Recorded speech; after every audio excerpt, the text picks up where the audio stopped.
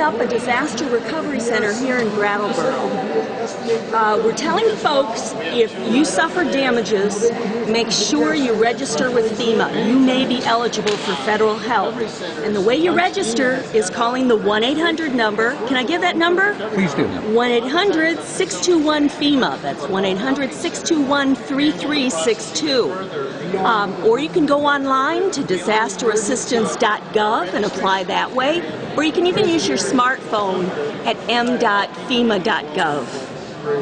Okay. What if they want to get here the old-fashioned way? Will people be here to help them? Yes, that's exactly what disaster recovery centers do. Sometimes people want that one-on-one help, face-to-face. What can you do for me?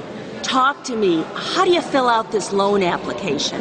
Because we do give loan applications out to everyone. You fill it out, and if you are declined, you may be eligible for other types of federal assistance. So you do want to fill out your Small Business Administration loan application. What about? Go ahead. Okay, no, you're the guy. You're the guy. All right. Okay. Is this homeowners, businesses? Who should come here and apply? Yeah.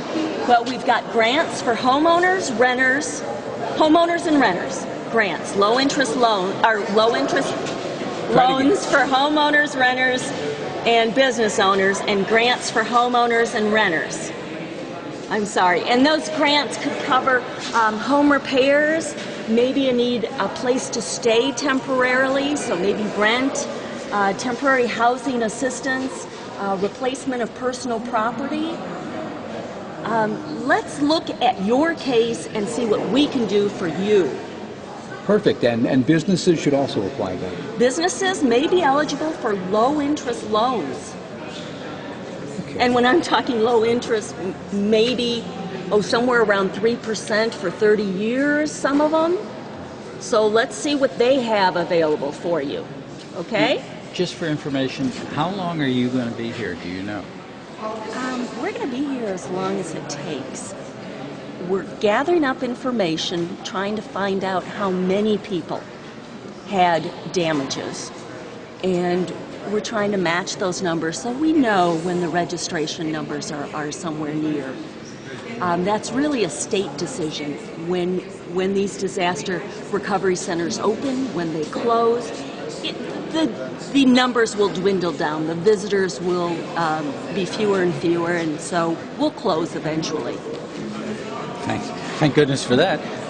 I mean, it's nice to see you, but Thank you. You don't want us a permanent fixture. Well, I would prefer we had never met under these circumstances, but since we did, I'm very grateful that we did. Thank you very much. I heard at another event that assessors would be coming out. What does that mean? How many people? These are inspectors. Inspectors. And when you call up to register for assistance, you're going to get another call back, and an inspector is going to arrange a time that's convenient for you to meet at the damaged property and go over your damages and losses. And can you give us an idea in Vermont or in Windham County how many inspectors? I mean, hundreds or dozens? We'll cover it. We have a good turnaround time. Yeah. But just give me an idea of how many inspectors? I have no idea, sir, really. I can get back to you on that a little later on, but we're just ramping up now. So. Right. And so, understanding that you're ramping up, the inspectors, will they be on the ground this week, or are they on the ground now? That I have not heard. Okay. Again, I can get back to you on the inspectors, but we're just ramping up. Normally we say within 10 days of registration, you'll get a call from an inspector who will try and arrange a convenient time for you to meet at your damaged property and go over your losses. So, and the best way to get an inspector there is to register here? Register for assistance. You can register by calling the 1-800 number, going disasterassistance.gov, or with your smartphone. Or you can go to the Disaster Recovery Center, but again, you're going to have to register first. I don't know if yes. How many disaster recovery centers are there in Vermont? Currently, this is the first one. Oh, really? But so it's a big deal. Yeah. And how many do you expect to have? I mean, across the state, any idea yet, or not yet? Not yet. Not yet. Okay. And how this being the only one, I mean, is this only for Windham County, or is this No, for... anyone from any of the 5 counties that are designated for okay. assistance can come here. Okay. Currently, there are 5 counties designated for assistance under the disaster declaration. That's Right. Chittenden, Rutland, Washington, Windham, and Windsor counties. And can you explain why Brattleboro was so honored to put you guys up? I mean, this is a, you know, it's a we long work- state, and there's It's a lot really of the damage. state and local officials who drive this. They want to help their residents. We want to get help to the people as soon as possible. We have to make sure these facilities are handicap accessible. We want to make sure they have adequate parking. We want to make sure that it's the best facility for this particular community. It's pretty cool. Howard, there's also Washington County, there's a recovery center being set up as we speak as well. Oh, is that right? Ah, Yeah. There you go. Yeah. And is that, I don't know how these work, but is that equal to what you have here as far as resources and people? It's the same makeup as far as staffing, personnel from the SBA disaster assistance, from FEMA, and possibly there might be some state organizations here as And well. I'm sorry, what is SPA?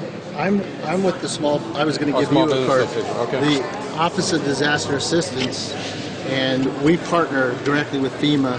And I didn't mean to jump in there. Oh, no, I just wanted to get. She was happy, I think, What? to get We off the work microphone. with We as work- partners all the time. Yeah, Do you have your card? I don't have a Oh, card. you don't have a card. Hey, but we do a lot of partner interviews and things, Okay. and as I was talking to some of the other folks, but I wanted this is of course we focus initially in this time frame, focus on registration with FEMA at 1-800-621-3362. Everybody that's impacted, whether they're homeowners, renters, businesses, private nonprofits, everyone should register with FEMA. And then the vast majority of folks, whether the homeowners, businesses, are also sent an SBA package for a low-interest disaster loan. We look at that they're looked at by FEMA for some emergency assistance, housing assistance. Certain things are looked at in the emergency standpoint, getting people safe, sanitary, secure. Then they're looked at for long-term recovery with SBA disaster loans. If we can't offer a loan, if they can't take on any debt, there's reasons why certain people can't afford a loan. Sure. Then we refer them back to FEMA for other needs assistance grant money. So it's important that people complete all the paperwork, read the letters from FEMA to see why they might not initially get some assistance. They may need additional information to FEMA. They need to fill out our packet, and it's the whole sequence of delivery to get people all the assistance that they're eligible for. Right. And for you, here's a couple. I you. gave a couple of those Okay. out. This is the basic loan programs and information.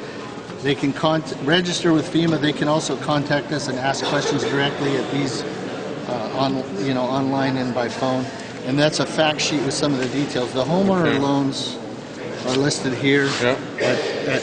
The vast majority fall into this category. Only they pay market rates if they have substantial assets. So is this center going to be 24/7, or what? No, What is? the hours are scheduled from 7 a.m. to 7 p.m. Okay. Right now, 7 days a week. Okay. We look at the need. So the centers you asked where they're open. With the state and local officials, we're going to start opening disaster recovery centers throughout the state, trying to make it as convenient as possible for people to get this face-to-face help. Any idea how many centers are going to be open yet across the state? There's no set number. It's based on the need, and the county and the state officials are in the field office with FEMA personnel and our personnel determining where the need is the greatest, and logistically wherever we can find locations quickly. So it's not a matter of the worst, it's a matter of what we can do the quickest. And so this and Washington County are the first two. Wow. The hours do change because if there's very little, limited usage on certain days, they might shorten the hours. But right now it's 7 days a week. Nice. Thank you. Thank you a lot. Okay, first of all, I have to tell you, Tim, I'm here to let the FEMA folks know how much the state of Vermont appreciates their help. And as you know, the Deputy Administrator National FEMA, let me start again. The Deputy Administrator of FEMA on a national level is going to be stopping by in a few minutes. He was with the Governor up in Royalton. They did a joint press conference, and the Governor had commitments going the other way. So we wanted to have somebody come down from Montpelier and let them know how much we appreciate their help. And by the way, about 15 minutes ago, I got notification that 3 more counties in Vermont have been approved for what we call individual assistance. Those being Bennington, your neighbor to the west, and then up north a little further, Addison County and Orange County. So we really have the entire state covered from the southern border up through central Vermont, from Chittenden County over through Washington and Orange County, that have been approved for individual assistance, which means that people that have had damage to their homes or might not be able to get into their homes, there are always caveats and complications, but basically they're eligible for up to just over $30,000 in grants and temporary housing assistance, and then on top of that they could get low-interest loans. So, when the individual assistance is approved for a county, it really turns on the assistance, and you can see it here. They're just getting set up right now, but people are already able to come in and start registering for assistance, both repairs, temporary housing assistance if they need it. They can, in certain circumstances, get some of their medical equipment replaced if they need that. And it happens very quickly once we get going. So I'm here basically to let the people of Brattleboro know we are concerned, and let the people from FEMA know that we appreciate their help, because they are essentially our front line response effort for the state. And with all the work they have in the other New England states and around the country, it's pretty impressive when they come in and turn on the assistance. Now, what phase of the recovery are we in the state of Vermont, and how are we doing in getting things back to anything that might be considered normal? Well, we have, for the time being, moved pretty much from the emergency response mode to recovery. I'm a little bit careful about saying that because, as you know, the weather forecast is not perfect for the next few days. And we're concerned. We are letting Vermonters know that they ought to keep a close eye on the weather forecast. We have not heard any requests for mandatory evacuations, but certainly people that are in flood-prone areas or in areas that they didn't know were flood-prone, that got heavily damaged in the storms a week ago today. Just think about it. It was 1 week ago today. It was raining pretty hard, and Brattleboro was getting ready to get submerged. And a lot of progress has been made. So if you ask what stage we're in, it's pretty impressive. I mean, we had over 50,000 power outages. Now we're down to, a very low 100 level. I've seen it from 1 to 300 outages. Of course, we had some thunderstorms this morning, so who knows whether we're back up a little bit. That's one thing that's really been, I think, an eye-opener for me, and I think people should recognize that we're in a different world. Everybody would like to think that there's somebody up in Montpelier that knows exactly what's going on and which roads have been reopened and where there are people in trouble at all times.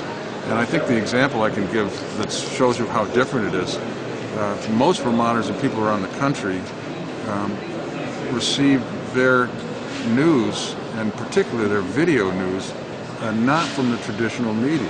And they did it through YouTube and Facebook, and it's a much more decentralized world. And we see social networks that are developing assistance for their towns and their regions and their counties, and reporting their road closings to them before they report them to the state. And we want to have the best information we can. But I think we have to get used to the fact that in this area, for example, I'm sure you all are aware of it, you probably reported it, that in Wilmington that was so devastated, AT&T brought in a portable cell tower and handed out cell phones to people. And it's impossible in Montpelier to keep track of all those things that are taking place, and we appreciate the local communities and the private sector contributions that are really making life as bearable as it can be for people that were in a pretty horrendous situation. You know, Can I ask you something? Excuse me, Tim. Sorry. I don't know if it's really your bailiwick. I'd hoped to ask the governor, but we still have a missing boy down here. And when I spoke to the governor on Friday, he seemed aware of it and seemed to have deployed special services in that direction. I'm wondering if there's anything we can push to do, anything you might know. I know you have a different capacity there, but he's missing, and we'd really like to know what's going on about that. You know, honestly, you're right. It's not really in my bailiwick. what I figured. I heard there was another tragedy down here last night or early this morning, which I don't really have the details on either. Just getting them now. You know, I guess my recommendation would be to focus on the police department. And I know that the state police and any assistance that is asked for by the local officials would be certainly forthcoming in short order. I was going to ask that we just have seen some enormous ingenuity on the part of local communities. Everything from different colored plates to give you routes in and out of the town of Halifax, or even farmers getting on their tractors and opening roads. Is this matching the effort the state is doing from its different divisions, departments, and administrations? Well, I think we are seeing unbelievable work. If you're asking specifically, is the state matching that kind of creativity, the answer is yes. I think it's, you know, first I just want to take the slight detour, as I was already pointing out, and say it's a much more decentralized world, and it's great, all the things that are happening that aren't organized by the state. But also, the state itself, for example, you know, a week ago today when it was raining hard, all of a sudden, 8 or 9 o'clock at night, I received word that the Waterbury complex, which has around roughly 1,200 employees there, and where the Vermont State Hospital is an island. And the generators are about to get flooded out, and they don't have a lot of battery life left in their emergency batteries. And you know, we brought in state employees by high water vehicles, stabilized the state hospital overnight, and then the next day, very next day, relocated all of the patients in the Vermont State Hospital, some to the Brattleboro retreat, as a matter of fact. And you know, that was an unbelievable job that they did. The main data center for the Agency of Human Services, the Agency of Natural Resources, Department of Public Safety, that was flooded. And you know, at one time, I hear about 60% of the state's IT capacity was down, and it didn't take very long. I think it all runs together right now. But a day or so later, we got the DPS back up, Public Safety, and then A&R. By now, 2 days ago, I think it was like 99% back. Not one benefit payment did not get paid, so whether it was child support or food stamps or retirement benefits, everybody, you know, unless their mailbox was, I mean, hopefully they had electronic deposits, but to the extent that from the state's perspective, all payments were made, and that was yeoman's work. We have people, you know, trying to clean up and stabilize the Waterbury complex, and across, and actually we have in the Agency of Natural Resources, there are people wondering about, you know, if they've got a lot of debris in their streams and their rivers and not sure whether they need a permit. There are 4 people on call all the time. They'll get on the phone, they'll come down, short circuit the process and get you the answer right away. So I think the state is responding very well. And you know, with the forecast now, I mean, what we're looking at is, I think, I'm not the weatherman, but I've listened to the National Weather Service explain it in the Situation Room up in Burlington, and you know, we're in a situation where we have already saturated ground, we have new repairs that haven't settled, and we're going to get some thunderstorms, and that's not good. But the real problem would be if Lee, which is, you know, putting, as I heard on national news, you know, whether it's true or not, I don't know because I'm not there, but on the national news, some 15 to 20 inches of rain down in the Gulf area. If that were to move up here, after we have, you know, an inch or two in the next 24 hours, then we have a whole another challenge in front of us. The good news is, you know, we have FEMA assistance all over the state right now. You know, all over, at least 3/4 of the way up from south to north. We have Guard assistance not only here in Vermont, but from New Hampshire and Maine as well. We have helicopters in place. We have our swift water teams strategically placed around the state. And we're as prepared as we can be for whatever eventuality comes along if the weather does go south on us. We had considerable calls last week from people with questions about benefits, grant applications. If they still have them, should they be calling your agency? Well, they should be calling whatever agency they were interfacing with. And as I mentioned, all the benefit payments that were scheduled have gone out and will continue to go out. Where there has been some slowdown is in people coming in for new claims. You know, if they're coming in for the first time and they want to apply for, you know, they got the child support or food stamps or some reach-up benefits. There are a lot of state employees that don't have a work site right now.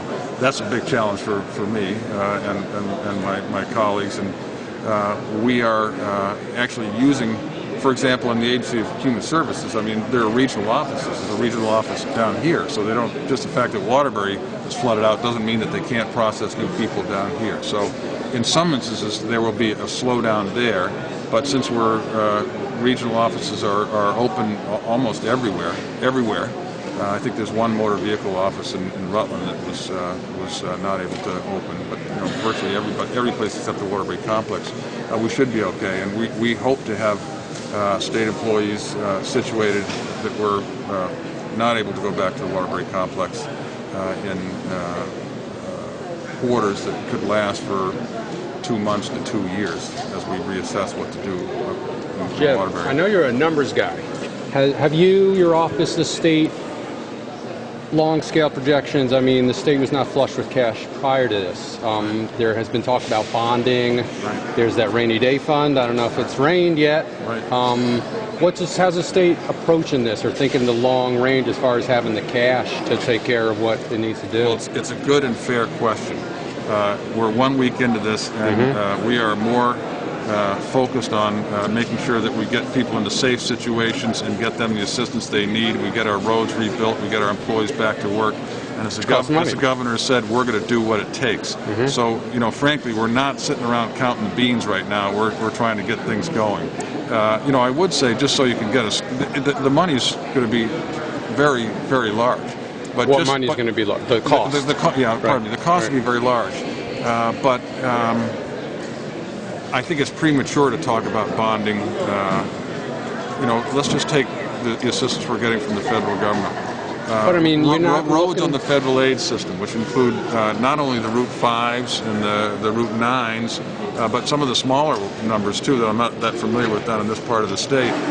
That's scheduled to be 100% federal assistance. So that's a big number, but it's not necessarily coming out of ours. The public assistance for town roads and so forth, that's 75% federal. So that's a big help. You know, there are certainly going to be costs on repairing the Waterbury State Hospital. We have insurance. It's not going to cover the whole thing, but we have several sources of funds. We have federal funds. We have insurance. We will have a need for state funding. But I'm sorry, just let me ask you. Yeah, go ahead. The state is not committed to fixing the Waterbury Hospital at this point. I heard that you're still, obviously, you're looking to close that.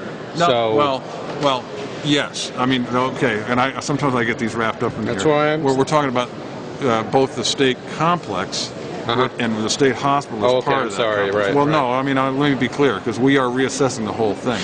And the state hospital is a really good you know, example. I mean, if I said, okay, we've really already crossed the bridge and said, maybe that's the wrong time to use a bridge analogy right now, but we've crossed the threshold and made a decision that we are not going to maintain the current Waterbury State Hospital for the long run. The governor's made that very clear. prior to the flood. Prior to the flood. Right. But to get that replacement in place is probably going to take another 1.5 or 2 years. So this is pushing us faster, but it's a reasonable question is, look, if you're not planning to stay there, how many millions of dollars do you want to put into that building to get people back in there for a short period of time? Or can we work with other institutions such as the Brattleboro Retreat, Fletcher Allen, some community homes, and have an intermediate solution without putting people back into the state hospital? So that's an example of the kind of assessment we're having to do. But we're also looking at, you know, the whole Agency of Natural Resources, which is there, and the Agency of Human Services Central Office. You know, does it make sense how much money does it make sense to put back into that building if it's likely to flood again? And so, you know, we haven't made a decision about that, but we have let Waterbury know we have to take a a step back and look at the big picture. Right. So, And again, I know you're not counting beans and there's a lot of work to do, but I'm sure you or someone has looked at how much money the state has, how much work the state of Vermont, as you know, I think you know, the state closed out FY11 strong. And we put money aside for federal budget cuts, and we had, after we did all that and counted up, what we might not have thought of, there was maybe about $20 million extra that was reserved for unanticipated human service or other costs. So we have some money. The state's cash position is extremely strong. Okay. So we don't have any immediate cash problems. The state is rated AAA by 2 of the 3 rating agencies, and we have no problem accessing short-term capital if we need it. We don't see any need for having to do any short-term borrowing right now. Maybe we will find out what a rainy day fund is for. I mean, but we don't need to make that decision yet till we start seeing how much federal assistance is forthcoming, how much insurance we have, and frankly, how much we can pay out of reallocating cash. And I don't know. I mean, we did set aside, the governor and the legislature, funds to offset potential federal budget cuts in FY12, but we don't know what those are going to be yet. So we don't know whether we're going to need it or we need more. What we're doing right now is saying, look, we need to respond quickly in terms of getting people into safety, temporary housing, and help them repair their houses and help our communities repair their broken infrastructure. And we have the cash to do that at this time. So there is no reason why we need to be thinking about bonding. I know the treasurer is looking at the options out there, but there are no plans in that regard. Right now. I was just asking. That's a good question. Yeah. All of you in the administration ought to be commended for work under very difficult circumstances. So, on behalf of us, A, thank you for doing that. B, thank you for the FaceTime, because we need to know that there's somebody looking out for us. Let me ask you another thing. Have you heard any shortages of gravel, any shortages of barriers, or what? I mean, there's a lot of pavement, and all up and down the East Coast. Have you looked at that yet?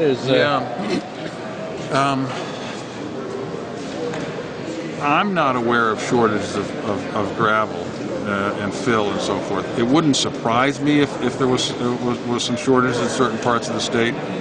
It's just not something that I'm up to speed on. There have been some shortages of temporary road signs and outage signs, and we're working with FEMA, checking with other states, and we have had some new supplies come in and are continuing to try to do so. Now, some people say, geez, did you have enough resources for this? And I mean, I kind of go, well, I mean, if we had more resources for the homeless, we wish we had it. I mean, you never have enough resources, and we always wish we had more. But I actually think we have been pretty well prepared, and fortunately, Vermont, compared to most other states, is in a good financial position. So we have more flexibility than many other places to pull out all the stops. Jim, on a tactical level, obviously with the summer waning, autumn coming, you may have covered this earlier, but we're going to have some major arteries unavailable to tourists and consequently unavailable income to us. But I know there's a lot being done in the interim. Out in the Wilmington-Dover area, they're talking about the potential for deploying temporary bridges, the Army Corps of Engineers, etc. Are there immediate things that are going into the major infrastructure so that we can make sure that engine continues to crank in the state? Yes, definitely. It's going to take us a while, but the plan is not to have the roads and the highways, those major circulators, paved before winter. But the plan is to make sure that we have two-way traffic, temporary though it may be, to allow people to get where they need to go. So I don't think we're looking for total repairs by wintertime, but we are hopeful to have and working to have workarounds that are temporary, but allow business to be transacted. And then when the ski season and I think I saw something by Secretary Searles, an email I think by Wednesday of this week, by the middle of this week, we should have a complete assessment of when the major state highways will be open. So we can share that as soon as we get it. Yeah, obviously the folks in Wilmington and Dover want to know how skiing's going to be this winter. Yeah. How is it there on Route 9 right now? I mean, Route 9 is open through Marlboro to Wilmington. Am I right about this? Yeah. You can get from Marlboro to Wilmington? Yeah. From Brattleboro to Wilmington. So yeah, a lot of major repair and a lot of redirect, but yeah, it seems to have worked out, and they're getting trucks in with supplies now. So yeah. Thank you. Thank you a lot. How many FEMA folks are going to be working out of this? I mean, ballpark? It's hard to say right now. We bring folks in as necessary. It wouldn't be unusual to have a few hundred folks here. Over a period of time. Maybe as time goes on, we can bring more in if necessary.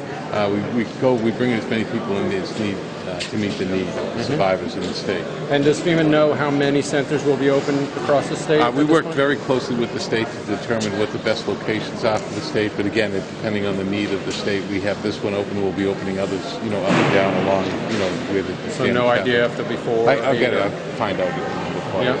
Sounds like you're from New England. I spent my entire career in Boston. I was chief of department in Boston EMS until 2 years ago. So I've been doing this job now for a couple of years out of DC, but I come back to Boston as often as I can. Boston's home. Can you just say your name one more time? Sure. Richard Serino, Deputy Administrator for FEMA. So what can we expect from this disaster center and from your people? One of the things that we're doing now is, we're going through we went through the response phase, a matter of getting a lot of the resources here. We were able to bring in some food, some water, to help the people through that.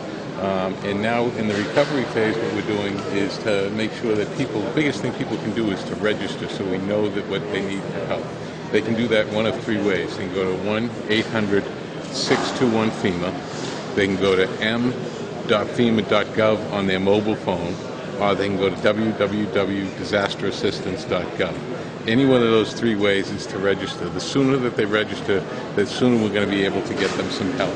And we can give them some help if they need help for rental assistance, if they need somewhere to stay, if they need help for damages that occurred. But they should also, if they have insurance, certainly go through their insurance company as well. But then, if necessary, once they qualify or don't qualify for us, that's also to link into the SBA, the Small Business Association, which is not just for businesses, also for individuals if they need to get, low-interest loans as well. So it's a number of different things that we offer, and also to try to hook people up with other services as well if necessary, depending on the situation. So it's really a one place that people can go. Then they can also come to any one of our disaster recovery centers, like we're standing here at. But it's there they can come in and get, you see there's other folks here, both from SBA, the United Way, other state services. But to be clear, they don't have to come here, right? They don't have to come here. The important thing is that they register one of those three ways, and they can do a lot of this by phone or on the internet, and then we can have somebody actually come out, to where they're out, to their homes, to look at that. And as I said, just in a matter of days already, we've already been able to push out over $1.5 million to the survivors. Those are to individuals that we've been able to do in the last And so explain, so someone registers, they're accepted, what should they expect? How quick should they expect to see FEMA at their door? They should have somebody come to their door, hopefully within a week. Some people have seen them, even quicker, obviously. They've already received some funds. We've already assisted people with rental assistance. We've already assisted people in, helping clean up, whether it's their homes or whatever. So we've actually been able to do a number of things already, and we try to turn this around as quickly as possible. We brought in a number of folks literally from around the country to help out with the disaster here in Vermont. One thing that I think also, I've been up to Woodstock, South Royalston, now here as well, is actually looking at a lot of the great work that has been done already. I mean, lives were saved by the tremendous work of the first responders, the police officers, the firefighters, the EMTs, the paramedics, the emergency managers have saved countless numbers of lives already. And then today, watching people, and what they've been doing all week is, neighbors helping neighbors, kids as young as 10 or 11 years old, going through helping shovel out someone's basement of all the muck, and that's when you have people who, that are doing this not just for, half hour, but, like 5 and 6 hours, 10 or 11-year-old kids and people in their 70s working hand in hand, showing the resiliency of the people of Vermont. And again, different, faith-based groups from all different denominations coming in to help out as well. So it's really the community, neighbors helping neighbor, that has been, very impressive to see. And what we need for people to help, recover from a disaster such as this. Thank you for being here very much. Oh no, we're here to support the governor and the governor's team. We're a small part of that team, and we're really here to support the governor, his team, and to support the survivors as well. And really, this is going to be a team effort. Any bad rap that you've taken is totally off base. We're here to serve the survivors, and we look at be ready for this disaster, and the next disaster is ready. It's coming down the line. So you're probably the highest ranking FEMA official I'll get a chance to talk with. My boss was here the other day. There's been talk of how much money FEMA has. There's lots of disasters. It's raining in the Gulf. What is the kind of long-scale projection as far as that goes? I mean, Vermonters probably don't have to worry, but again, one thing that we want people to do is Vermonters not to worry. People who are receiving individual assistance from other disasters, such as the Joplin tornadoes and the floods and the other tornadoes throughout this spring. We're there. We're going to be there. We're going to help. We're going to be able to take care of all the individuals for for their immediate needs. What we have done is we have put on hold some of our from older disaster new projects. We've just sort of suspended those. Such as if somebody in a previous disaster, all the way back as far as Katrina, and they would say, or even other disasters, were putting in requests to have a certain public building, town hall that was destroyed to be rebuilt. What we're doing is just holding off, adding new money to that until October 1st. So it's really just slowing that down for a few weeks. Is that across the board? That's across the board. All projects are on hold? All new projects from old disasters. New projects on hold. On hold. But for individual assistance from these disasters, we're still, we're taking care of the people of Vermont and people up and down the coast from Irene. The emergency funding will be here for personal assistance, public assistance, but I know I've heard my boss say, and I heard Peter Welch say at a site earlier today, and I know Bernie's been saying that that Vermont has always stepped up when there's been disasters in other states. They're already reaching out to their colleagues. They're going to work on emergency supplemental funding to make sure that nobody else gets cut short because of this disaster in Vermont and Hurricane Irene. The full Vermont delegation, especially my boss, Senator Leahy, is going to be at work next week when Congress reconvenes to make sure that FEMA has all the funding it needs to deal with disasters anywhere in the country. Do you know the details? I mean, I looked at some newspaper reports as far as how far the money goes out, how much FEMA has in the account. There was that quote from Representative Cantor. I mean, I got to say I didn't follow that as closely, but I mean, the quote you just gave made it sound like they're going to be running out of money, within a matter of weeks if they don't refund this. What are the machinations? Well, yeah, the fact that they're slowing down some of the longer-term projects would indicate that they're concerned about the total dollars that they can flow towards their commitments right now. And so that's where the Vermont delegation is going to step up and work with their colleagues and make sure that that funding is there for Vermont as it has been and as they have supported for other disasters. Of course, all of the federal budget is basically runs its course on September 30th, and then we enter a new fiscal year. So the Vermont delegation, Senator Leahy, along with Congressman Welch and Senator Sanders, is going to go to work next week, and they're already working, calling their colleagues when Congress reconvenes, and their expectation is the funding will be there for FEMA with this disaster. And is this a stopgap measure? Or is this legislation that you guys are going to pass, or what are you going to need? It'll have to be appropriating legislation to make sure that all those resources are there for Americans wherever those disasters have occurred. I'm sorry, can I see the same? Thank you a lot, Tom.